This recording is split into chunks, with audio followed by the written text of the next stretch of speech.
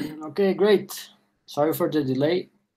I have been caught by a call. I'm going to share now the link so you can watch and ask questions about it. As some of you already know, we have a Facebook group, and it's intended for the group, but also for outsiders who wants to learn how to create 3D photos for Facebook, creating their own depth maps. So I'm just going to share.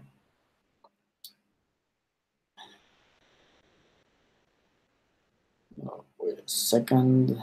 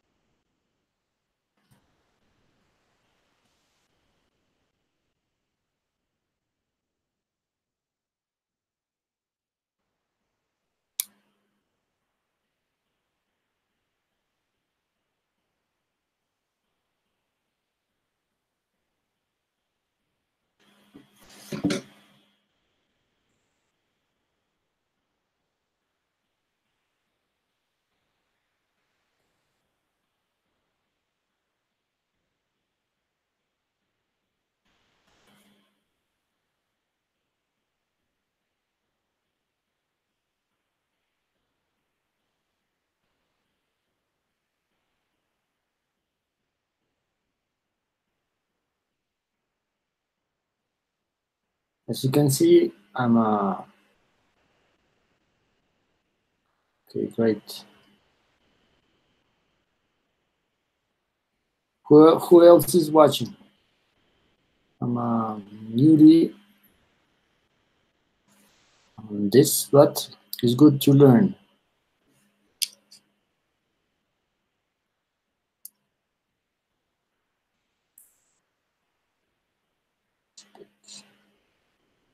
Okay, we don't have such quality, but it's a good start. Want to see the chat.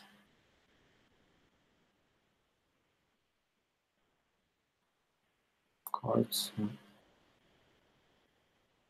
Want to see the chat so I can see your questions. See chat.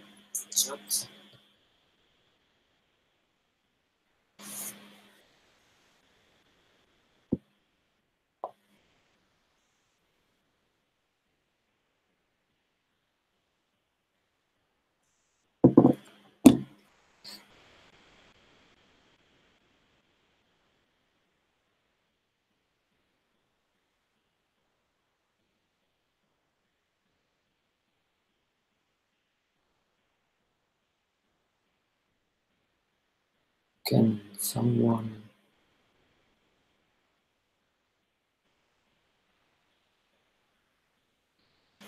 Is there anybody out there?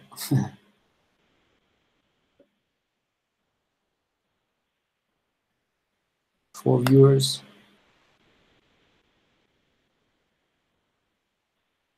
Okay, with 4 viewers, for me it's great. So what I wanted to show you is how to create depth maps for Facebook 3D photos. So the first thing you have to do is open Photoshop. I'm using Photoshop. I'm not being paid for this. I just want to help you guys to understand better how you can create your own depth maps, okay? So I'm using Photoshop because that's the tool that I mostly know. I think you can also use GIMP. It's just to create a gradient layer image. So this is how I create the depth map. Okay, it's really simple. It's just you just need to understand the principle of depth, starting by whites are closer or stretch out, and blacks are like the background of it. So it won't get stretched out, but stretch in if you start seeing. Okay, I want to see there's more viewers. Okay, I don't see a person. Okay, it's okay. Okay, so I'm going to start basically showing the steps that I made for this depth map. So this is the image that I used. You can use whatever you want. And firstly, what I did is I start using lasso, the lasso tool to do a mask over my subject. So I just did it's polygonal, it's easier.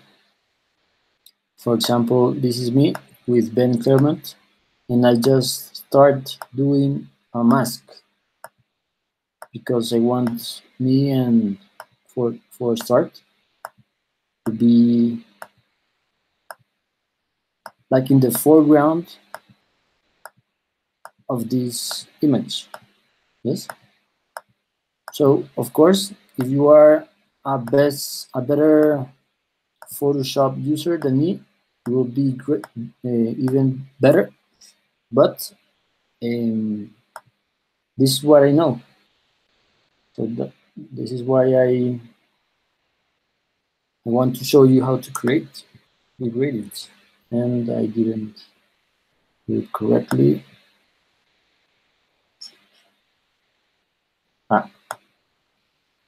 Yes.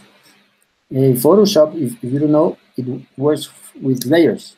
So the first layer is the one that comes on top of the others, and that's why I didn't saw my result. So what I did here was just to apply a gradient tool. Here I have some options: radial, angle, reflected, and diamond. For this, well, we can use whichever you want, but to assure you that the white part is going to be closer to or stretch out. And the most important thing to understand is that everything in life you have to try. You have to see what happens. And I invite you to try, because it's the only way to understand what is going to happen. So for example, if we had this, keep in mind that you have to maintain the same size of the image, so it will match perfectly with the original. I'm going to take out the photo. I don't want to keep the others layers, or maybe this, so you can understand what is going to happen. Keep in mind that this gray part has a value, yes, and is going to be different from, of course, this part. Is going to be darker to lighter, right? The lightest part is even lighter than the background. This is going to mean that myself is going to be stretched out further out than the background. And if that's what you want to do, well, it's good. The other thing is that this part black, well, I think it's going to occur something funny. But let's see what happens. Okay, so what I did was my layers, I flattened them up. Yes. Then I apply a filter for Gaussian blur. This helps for the depth map because it's less like it cuts, applies a better depth. Then I just save it as an image, as a JPEG. So I want to call it Ruben 5, go to. Okay. So when I go to the Omnivert page that I shared you last time, I can upload again my Osaka image. Here I can use one file because that's the one I want to try, yes, to see what is going to happen. And I just select it and expect what is going to happen. So as you can see, myself, my head, I try to do a zoom here. My head is obviously stretched out. My fingers are like in the inside. And this is because what I was telling you about, the black part is keeping in the inside of this depth. So that is not the result that I wanted. So that's why in my original depth map, go back in time, I didn't do it like this, but what I did,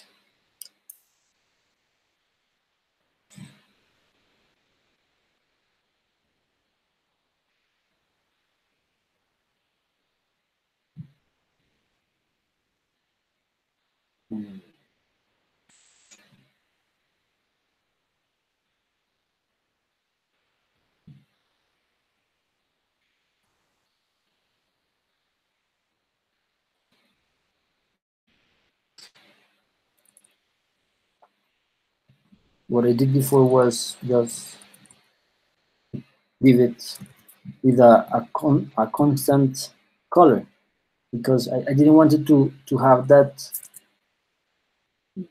this happen, like parts of me stretch out and the other not, because me, I'm like, obviously I have a volume, but I didn't want it to play like this. So that's the thing that you need to know. You have to like understand what you want and do it yourself. Okay. So the other thing that you do when you are satisfied with your depth map is that you generate your 3D photo, right? And this will take a little bit of time. Let's see if we have questions. No questions. You can download. Then you just download this image to your computer and you just share it to your phone, and then you post it through your Facebook app, like I showed you in my Medium posts. And that's it. I don't know if I made myself clear or if there are some questions. I think maybe YouTube is not the best for asking questions during a live stream, but if anyone has questions, please